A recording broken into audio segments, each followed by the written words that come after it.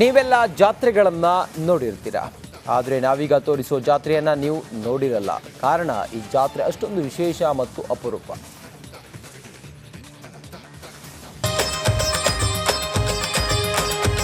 ಮೆಂಡೆಗಾರ ಮನೆಯಲ್ಲಿ ಅಡುಗೆ ತಯಾರಿ, ಜೋಳದ ಅಂಬಲಿ, ಖಡಕ್ ರೊಟ್ಟಿ, ಶೇಂಗಾ ಚಟ್ನಿ, ಇದರ ಜೊತೆ ಬದನೆಕಾಯಿ ಪಲ್ಯ, ಕಾಳುಗಳ ಪಲ್ಯ, ರುಚಿ ರುಚಿಯಾದ ಪಾಯಸ. ಆಹಾ, ದೃಶ್ಯ ನೋಡಿದ್ರೆ ಈ ಜನುಮವೇ ಆಹಾ ದೊರಕಿದೆ, ರುಚಿ ಸವಿಯೋಕೆ ಅನ್ನೋ ಹಾಡು ನೆನಪಾಗುತ್ತೆ ಅಲ್ವಾ?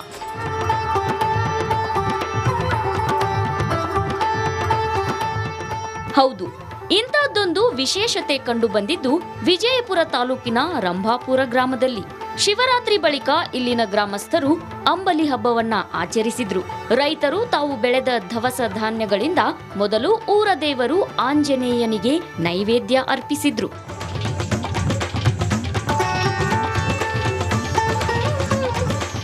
ಗ್ರಾಮದ ಮೆಂಡೆಗಾರ ಕುಟುಂಬಗಳೆಲ್ಲ ಸೇರಿ ತಾವು ಬೆಳೆದ ಬೆಳೆಗಳಿಂದ ಮನೆಯಲ್ಲಿ ತರಹೇವಾರಿ ಅಡುಗೆ ತಯಾರಿಸಿದ್ರು.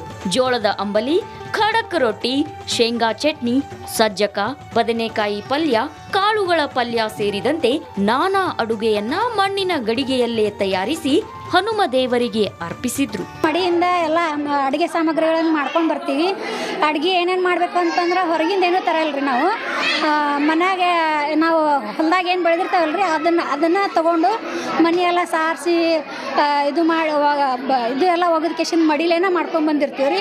ಇಲ್ಲಿ ಬಂದು ದೇವ್ರಿಗೆ ನೈವೇದ್ಯ ಕೊಟ್ಟು ನಾವು ಎಲ್ಲರಿಗೆ ಊರ ಮಂದಿಗೆಲ್ಲ ಪ್ರಸಾದ ಮಾಡ್ತೀವಿ.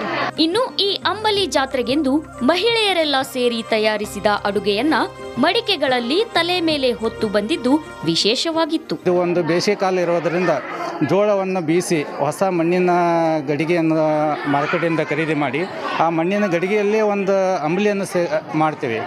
ಅಂಬಲಿ ಮಾಡೋದ್ರಿಂದ ಏನಾಗ್ತದಪ್ಪ ಅಂದ ಇಲ್ಲಿ ಬಂದಂಥ ಜನರಿಗೆ ಏನಲ್ಲ ಒಂದು ತಂಪು ರೀತಿಯಲ್ಲಿ ಅದನ್ನು ಪ್ರಸಾದ ರೂಪದಲ್ಲಿ ಜನರಿಗೆಲ್ಲ ಕೊಡ್ತೇವೆ. ಅಂದ ಹಾಗೆ ಹನುಮನ ದೇವರ ಮಹಿಮೆ ಅಪಾರವಾಗಿದ್ದು ಇಲ್ಲಿಗೆ ತರುವ ಅಡುಗೆಯನ್ನ ಎಲ್ಲರೂ ಊಟ ಮಾಡಿದ್ರೂ ಉಳಿಯುತ್ತೆ. ನಿಜಕ್ಕೂ ಈ ಜಾತ್ರೆ ನೋಡೋಕೆ ಎರಡು ಕಣ್ಣು ಸಾಲದು. ಸುನಿಲ್ ಗೋಡೆನವರ ರಿಪಬ್ಲಿಕ್ ಕನ್ನಡ, ವಿಜಯಪುರ. ಲೋಕಸಭೆ ಚುನಾವಣೆ ಸಮಯದಲ್ಲಿ ರೌಡಿ ಶೀಟರ್ಗಳ ಹೆಡೆಮುರಿ ಕಟ್ಟೋದಕ್ಕೆ ಹುಬ್ಬಳ್ಳಿ ಧಾರವಾಡ ಪೊಲೀಸರು ಮುಂದಾಗಿದ್ದಾರೆ. ರೌಡಿ ಶೀಟರ್ಗಳಿಗೆ ಆ ಪಟ್ಟಿಯಲ್ಲಿರೋರನ್ನ ಕರೆದು ವಿಚಾರಣೆ ಮಾಡಿ ಅವರನ್ನ ಹೊರಹಾಕುವ ಕೆಲಸವನ್ನ ಕೂಡ ಪೊಲೀಸ್ ಇಲಾಖೆ ಮಾಡಿದೆ. ಈ ಕುರಿತ ಒಂದು ವರದಿ ಇಲ್ಲಿದೆ ನೋಡಿ.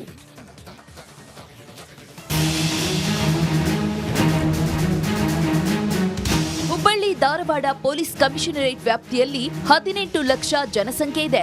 ಇದರಲ್ಲಿ ರೌಡಿ ಚಟುವಟಿಕೆ ನಡೆಸುವವರ ಸಂಖ್ಯೆ ಏನೂ ಕಡಿಮೆ ಇಲ್ಲ. ಲೋಕಸಭಾ ಚುನಾವಣೆಯ ಹಿನ್ನೆಲೆ ಈ ರೌಡಿ ಶೀಟರ್ಗಳಿಗೆ ಮೂಗುದಾರ ಹಾಕುವ ಕೆಲಸವನ್ನ ಈಗ ಹುಬ್ಬಳ್ಳಿ ಧಾರವಾಡ ಪೊಲೀಸ್ ಆಯುಕ್ತರು ಮಾಡ್ತಿದ್ದಾರೆ. ಅವಳಿ ನಗರದಲ್ಲಿ 1400 ಜನ ರೌಡಿ ಶೀಟರ್ ಇದ್ದಾರೆ. ನಗರದ 88 ಸ್ಥಳಗಳನ್ನ ಸೂಕ್ಷ್ಮ ಪ್ರದೇಶ ಅಂತ ಗುರುತಿಸಲಾಗಿದೆ. ಇವು ರೌಡಿ ಶೀಟರ್ಗಳು ಬೆದರಿಕೆ ಹಾಕುವ ಜಾಗಗಳಾಗಿದ್ದು ಇಲ್ಲಿ ಮತದಾರರ ಮೇಲೆ ರೌಡಿ ಶೀಟರ್ ಪ್ರಭಾವ ಆಗಬಾರದು ಎಂದು 88 ಪ್ರದೇಶವನ್ನ ಗುರುತಿಸಲಾಗಿದೆ.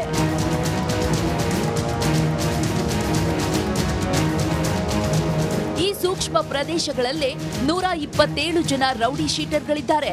ಈ 127 ಜನ ರೌಡಿ ಶೀಟರ್ಗಳನ್ನ ಹದ್ದು ಬಸ್ತಿನಲ್ಲಿ ಇಟ್ಟು ಸುಸೂತ್ರವಾಗಿ ಚುನಾವಣೆಯನ್ನ ನಡೆಸಲು ಪೊಲೀಸ್ ಇಲಾಖೆ ಮುಂದಾಗಿದೆ.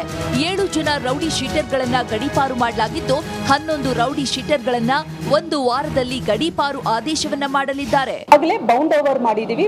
3 ಜನ ಅದರಲ್ಲಿ ಆಲ್ರೆಡಿ ಜುಡಿಷಿಯಲ್ ಕಸ್ಟಡಿಯಲ್ಲಿದ್ದಾರೆ. ಬೇರೆ ಬೇರೆ ಪ್ರಕರಣದಲ್ಲಿ 7 ಜನರಿಗೆ ಈಗಾಗಲೇ ನಾವು ಗಡೀಪಾರು ಮಾಡಿದೀವಿ. 11 ಆಸಾಮಿಗಳದು ಈ ತರ ಎಲೆಕ್ಷನ್ ಒಂದು ಪ್ರಕ್ರಿಯೆಗೆ ಯಾರು ತೊಂದರೆ ಮಾಡುವ ಸಾಧ್ಯತೆ ಇದೆ ಅಂತವರು 11 ಜನರನ್ನ ನಾವು ಈಗಾಗಲೇ ಗುರುತಿಸಿಕೊಂಡಿದ್ದೀವಿ. ಇನ್ನೇನು ಒಂದು ವಾರದಲ್ಲಿ ಪ್ರಕ್ರಿಯೆ ಸಹ ನಡೆದಿದೆ. ಇನ್ನ ಒಂದು ವಾರದಲ್ಲಿ ಅವ್ರನ್ನೂ ಸಹ ಗಡೀಪಾರು ಮಾಡಿ ಆದೇಶ ಹೊರಡಿಸ್ತೀವಿ. ಇದು ರೌಡಿ ಶೀಟರ್ಗಳ ಕಥೆಯಾದ್ರೆ ಲೈಸೆನ್ಸ್ ಹೊಂದಿದ ಗನ್ಗಳನ್ನ ಕೂಡ ವಶಕ್ಕೆ ಪಡೆಯಲಾಗ್ತಿದೆ. 956 ಗನ್ ಲೈಸೆನ್ಸ್ಗಳನ್ನ ಹೊಂದಿದವರಿದ್ದು ಅದರಲ್ಲಿ 829 ಗನ್ಗಳನ್ನ ಈಗಾಗಲೇ ವಶಕ್ಕೆ ಪಡೆಯಲಾಗಿದೆ. ಇದರಲ್ಲಿ 60 ಜನರು ಗನ್ ಇಟ್ಟುಕೊಳ್ಳಲು ಮನವಿ ಮಾಡಿದ್ದಾರೆ. TV Kammar, republic Kannada, Dharwad.